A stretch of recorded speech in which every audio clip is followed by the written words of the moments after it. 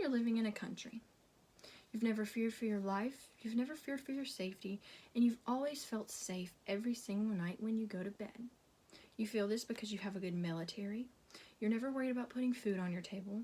You're always insured to good health care, and you always know that you will have a job. For many of us, this is the truth. We don't fear civil war, and we go to bed at night feeling safe. This was the case for Venezuelan people as well up until 1997. Most of us know of Venezuela, but very few of us know about the current affairs. So I would like to take just a few minutes to explain those to you. In 1997, Venezuela turned socialist, and as described by Patricia Lea, what was once one of Latin America's richest countries is now one of the poorest, as they face shortages from everything from toilet paper to antibiotics. This is because Hugo Chavez in 1980 created the movement of the Fifth Republic, which is also known as the MBR 200, as explained by Britannica. Britannica explains that this was created secretly by Chavez and military officials to just install socialism within Venezuela. And this, through fear and threat, existed up until 2007, until it merged with smaller socialist parties within Venezuelan borders to create the United Socialist Party of Venezuela, which exists today. Chavez created complete economic oppression, and this has only gotten worse since 2013, when the current president Nicolas Maduro gained power. And as mentioned, in 2013 he gained power, but this was not a legitimate presidency, as explained by Patricia Lea, because Juan Guaido was the legitimate president, as he was established and recognized by the General Assembly, which declares official presidency within Venezuela. Chavez stays in power because of the Supreme Court, and as explained by Venezuelan demographics, there have been consequences as in 2011, the total poverty rate of the country was 31.9%, with 23.3% of those living in that 31.9% living in relative poverty, and 8.6% living in absolute poverty. And since then, with the poverty going up, oil production has also slowed, causing the Venezuelan currency to be essentially useless. With slowed oil production, inflation has occurred, and in the past 5 years, there has been a 1 million barrel decrease of oil production per day.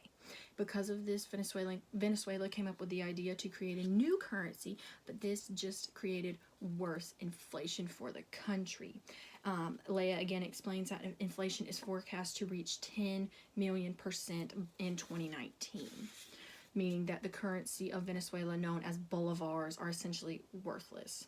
With the oil production slowing and the political crisis that is occurring, there is also a humanitarian crisis, meaning that there is a food shortage within Venezuela.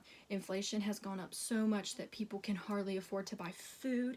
There have been stories of women rolling barrels of pennies down to buy loaves of bread, and that's even if they can find bread. BBC actually explains that the price of a cup of coffee has doubled just in a month within Venezuela.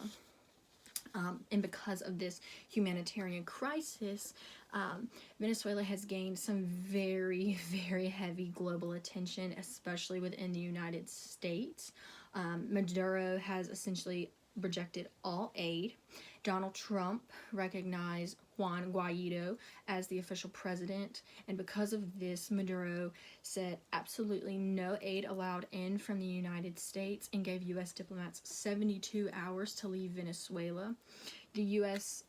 continues to send in aid, as explained by BBC as well, but of the 191 metric tons of aid that has been sent in, Maduro has blocked it all off and kept it in these small side towns, and has blocked it all off from the people ever receiving this aid.